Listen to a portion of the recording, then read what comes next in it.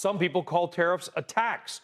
And if that is technically accurate, many of you may disagree, but if it's proven to be accurate, then it's only Congress that can levy them because only Congress has the power to tax.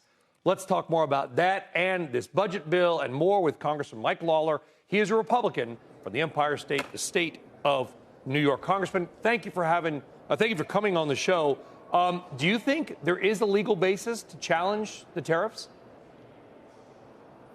Well, look, obviously, the president has imposed them. This is something he talked about during the campaign extensively. It's something he's talked about for 40-plus years. His view that other nations have barriers to entry in place, higher tariffs, price controls. We see what Europe and Japan and India, for instance, allies of ours have done when it comes to U.S. goods and products. So the president has implemented them. I support the effort here to actually renegotiate these trade agreements, actually bring about fair trade. I've said repeatedly, as a short-term negotiating tool, I do believe it is effective. And the reality is you can't threaten it unless you're actually willing to implement it.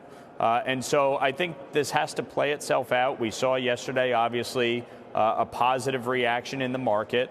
1 day or 2 days or 3 days of volatility in the market are not going to determine the outcome of the U.S. economy. Yeah. It is all of the things that we are doing together, from trade renegotiation to the tax bill to increasing domestic production of energy. All of that combined is going to be critical, along with deregulation, which you're seeing start to take effect. That is what is going to allow the economy to boom. And we will see over the next few weeks as we negotiate the tax bill, obviously, all of this play out. Well, let's talk about that. And, you know, it's interesting because Republicans are kind of saying, well, the stock market's going to go down. And now the Democrats are upset because the stock market's going down. I feel like everything's been flipped on its head. We'll see if this helps the women and men of the 17th Congressional District, Spring Valley on up, whether or not that's going to benefit jobs. I know, and I can guarantee you, Congressman, that a lot of people in your district, they may care about the SALT deduction cap, what they're able to deduct off their federal taxes, because taxes in your district and around here are high, and it was a de facto tax increase, even with a top-line cut, probably on some people in your district. Do you support a higher SALT deduction cap?